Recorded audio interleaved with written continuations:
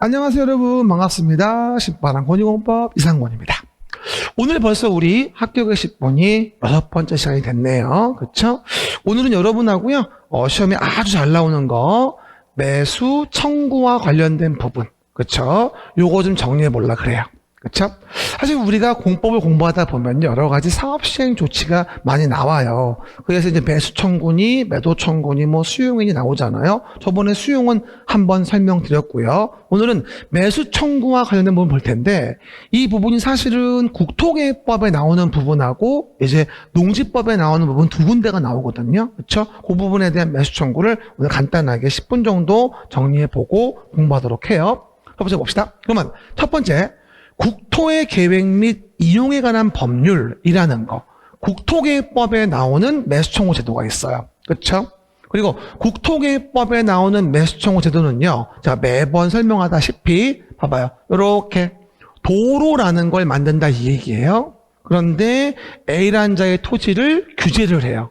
도로 만들 땅이니까 건물도 못 짓게 하고. 그런데 그 사업이 자꾸 지연되어지는 거죠. 지연되어져 가지고 시간이 뭐가 되고 10년이 지나도 아무것도 사업을 안 하고 있다 이 얘기예요. 그러면 장기적으로 사업이 미집행돼 있으니까 지목이 대인 토지의 소유자는 야, 너네 사업 하든 말든 관심 없으니까 내 토지, 건물, 정착물 너네 사가. 나 이사 갈 거야. 이런 식으로 매수를 청구할 수 있게 해줘요. 한마디로 사건보호책이라고 이해할 수 있는 부분이고요. 매번 제가 외울 때 뭐라고 했습니까? 열대치고 매수청구 이렇게 얘기했었죠. 뭐라고요? 열대치고 매수청구. 시작. 얼마나 A가 열받으면 열대를 치겠습니까? 그렇죠 여러분? 열대치고 매수청구한다. 근데 주의할 건 매수청구에 대한 부분이 언급되어질 때 도시계획설 사업에 실시계획 인가나 그에 상당한 절차가 진행된 경우는 사업을 하고 있는 거라 매수청구할 수가 없어요. 그렇죠? 그리고 지목이 대인 토지 소유자인데 토지에 있는 건물, 정착물을 포함해서 매수청구할 수 있는 거거든요. 그렇죠? 그래서 오해 말 것은 어디 매도 청구를 가나 매수 청구를 가나 아니면은 수용을 가나 그 토지 위에 건물과 정착물이 있다면 이걸 제외하는 경우는 없어요. 그렇죠? 다 포함하는 것이고요. 근데 그렇게 해서 이제 사업을 안 하고 있었는데 세월이 흘러가서 20년이 되면은 그때는 다음 날에 도시계획설 결정을 실효시키게 돼 있습니다. 그렇죠? 이게 바로 뭐냐면 도시계획설 사업에 대한 부분에 매수청구 제도가 되어지는 것이겠죠. 그래서 열대치고 매수청구하고 시간 지나도록 20년 지나도 사업을 안 하면 20년 지난 날 다음 날 도시계획설 결정을 잃는다. 제가 다음 타임에는요, 이것도 실효만 묶어서 한 번 더 얘기해 줄 거예요. 알겠습니까? 이게 30회 문제였고요. 근데 이 매수청구 제도는요, 거의 매년 나오는 부분이기 때문에 반드시 봐줘야 됩니다. 그리고 여기서의 매수 청구가 이루어지게 되면 누가 매수해 주게 되냐? 매수의 의무자를 보게 되겠죠? 해본 말이 매수 의무자 시작. 매수 의무자. 그건 별다른 말이 없으면 특광, 특시, 특도시군이 매수 의무자가 되고 그리고 그 이외에 시행자가 따로 정해져 있다면 그 시행자에게 매수를 청구할 수도 있고 그리고 여기에 대해서 설치 의무자나 관리 의무자가 있다면 그 자에게도 매수를 청구할 수는 있다. 하지만 설치 의무자는 LH였는데 관리 의무자는 특별시장이었다고 한다면 서로 다르죠. 다르면 설치할 의무가 있는 자에게 매수를 청구해줘야 한다고 얘기하는 부분이겠죠. 이 도시계획설 사업의 10년 미집행 매수 청구는요, 정말 매년 나오기 때문에 반드시 봐야 되고요. 또 오늘 또 오전 진도 볼 때도 얘기했었거든요. 그리고 열대치고 매수 청구하면, 시작. 열대치고 매수 청구하면 그 다음 절차가 뭐다?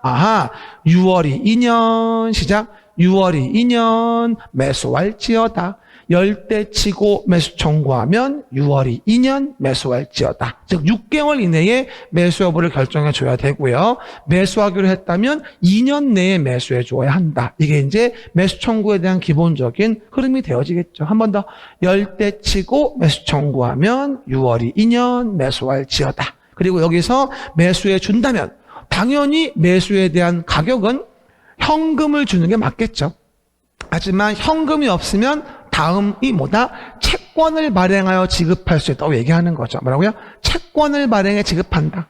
보통 일반적으로 뭐 매수 청구가 되건 뭐 수용되어지건 간에요. 보면은 현금 주는 게 어려우면 채권 보상의 차선책이거든요. 그렇죠? 하지만 뭐 10년 미집행됐죠. 6개월 지났죠. 2년 지났죠. 근데 지금 와서 또 채권 준다? 상환 기간이 뭐다? 10년이다. 너무 가혹하니까 그래서 아무나 발행할 수는 없게 하고 지방자치단체가 매수 의무자일 때 그런 경우에 한해서만 채권을 발행할 수 있게 해줍니다. 그것도 주의하시고요. 그리고 내용에서 토지 소유자가 원한다거나 부재부동산 비업무용 토지로서 3천만 원 초과한다면 초과하는 금액에 대해서 채권을 발행할 수 있는 거겠죠. 그래서 우리가 채권 발행도 도시계획 시설 채권이라고 해서 굉장히 잘 나오는 부분들이니까요. 내용들 정리해 보시고 지자체에 한정해서 발행한다. 그리고 일반적으로 지자체가 발행한다면 보통 이율은 조례로 정하는 게 일반적이에요. 뭐라고요?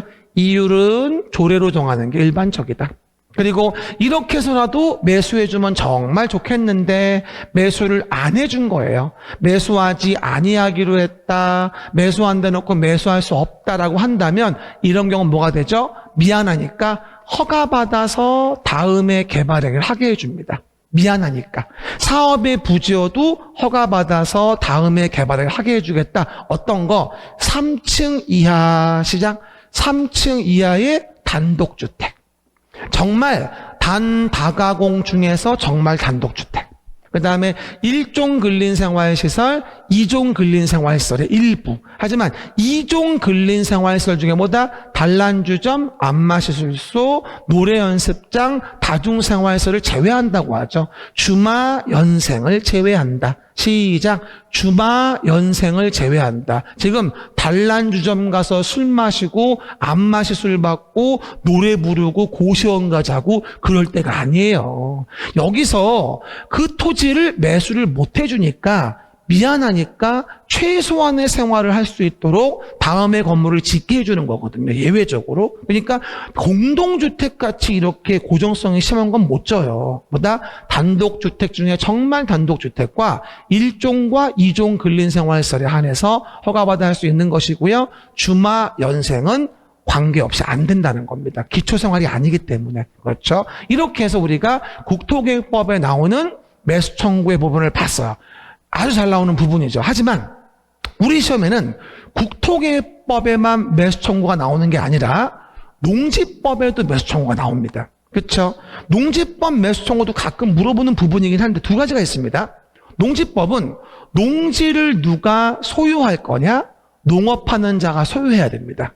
농업하지 않은 자가 소유하면 안 되거든요. 그래서 우리 일반적으로 무슨 주말 체험에 영농을 한다고 했는데 연말 체험을 하면서 안 했다. 이용을. 그러면 농지를 제대로 이용하라고 의무를 부과하겠죠. 그렇죠. 근데 농지를 이용하지 않았다. 그리고 농지 처분 의무에 안 따랐다. 그러면 말 그대로 말을 안 듣네. 농지 처분 명령을 하게 됩니다. 그렇죠. 그럴 때 그 농지 처분 명령을 했는데 처분 명령 받고 농지를 팔 수가 없다면 가만히 있으면 이행강제금이 나오니까 어떻게 한다? 농어촌 공사에게 매수를 청구할 수 있게 해줍니다. 그렇죠? 왜?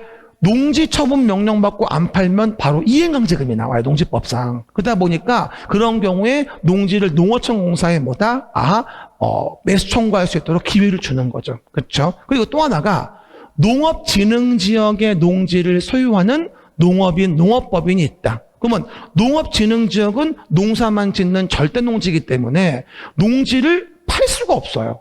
그러면 니네가 농업진흥지역 정해가 농지 못 파는 거니까 니네가 사줘라고 해서 농어촌 공사에다가 뭐하죠? 매수를 청구할 수 있다. 농지법은 두 가지예요. 농지 처분 명령 받았는데 팔 수 없을 때 매수 청구하는 경우와 농업진흥지역 지정돼가지고 팔 수 없는 경우에 매수 청구하는 경우가 있죠. 하지만 절대로 매수 청구의 상대방이 한국농어촌공사지 시군구장도 아니고 LH에 대한 토지주택공사도 아닙니다. 주의하셔야 돼요. 왼쪽에 국토계획법에 나오는 매수 의무자에 대한 부분이 특광, 특시, 특도시군에 대한 내용과 시행자와 당해시설 설치 의무자, 관리 의무자에 비하면 여기는 뭐가 된다? 농어촌 공사의 매수를 청구한다는 거예요. 그리고 농지 처분 명령을 받았고 처분할 수 없어서 매수 청구하는 경우는 위반자를 얘기하는 거니까 매수할 금액을 공시지가로 하게 됩니다. 그렇죠? 하지만 공시지가로 하나 실거래가가 낮으면 실거래가로 뭐하다 매수할 수 있다라고 얘기하는 부분인 거고요. 그리고 농업진흥지역에 대한 부분은 뭐다? 아하, 소유자가 잘못한 게 아니기 때문에 일반적인 공시지가로 매수하는 게 아니라 감정평가 법인 등이 평가한 금액으로다가 우리가 매수 금액을 정하게 됩니다. 그렇죠? 농지법의 매수 청구도 얼마든지 물어볼 수 있는 부분인데 거의 안 나왔으니까 한 번 정도 좌우를 비교하시면서 하기가 좀 좋을 것 같습니다. 그 정도고요. 나머지에 대한 내용은 뭐 중요하지 않네요. 그래서 우리가 이번 합격의 10번은요, 뭐다? 매수 청구와 관련된 부분에 대해서 국토기획법 매수 청구와 농지법 매수 청구, 요 두 가지에 대한 내용들을 간단하게 비교해 봤어요. 물론 뭐 가장 많이 나오는 건 국토기획법 매수 청구가 많이 나오지만 말이죠. 부분해 보시고요. 나중에 또 테마 특강할 때 또 자세히 설명을 드리겠습니다. 오늘의 합격의 10분은 여기까지. 고생하셨습니다. 감사합니다.